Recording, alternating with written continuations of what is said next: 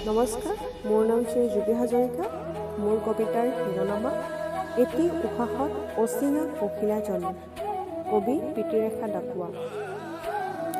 প্ৰতিদিন প্ৰতিপল বুকুত বাজি থকা আপোনাৰ গীটাৰৰ স্পন্দন, কিনো আছে আপোনাৰ সুৰত?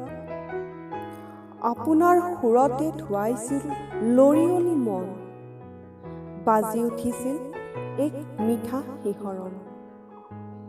আপোনাৰ গানত সাৰ পাই উঠিছিল অচিনা দেশৰ অচিনাকি পখিলাজনী।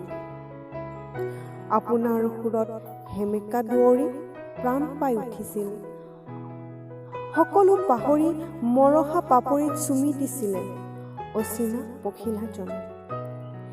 নিমিষতে যেন সকলো সমিধান পাইছিলে, কত যে মিঠা শিহৰণ মোৰ অনুভৱত। আপোনাৰ সুৰে আওহিটো উমলাই, আপোনাৰ সুৰে জোনাকতো সাঁতোৰুৱাই। কবিতাৰ ভাজতে উমলিব লৈছিল অচিনা পখিলাজন। কবিতাৰ তুলিকাতে ৰং সানিলো, সপোনৰ তুলিকাতে উজ্বলাই তুলিলো পখিলাজনীৰ মনটো। এটি উশাহত দুটি প্ৰাণ একেটি হৈছিল, পখিলাজনীৰ সকলো ভাষা বুজি উঠিছিল। ধন্যবাদ।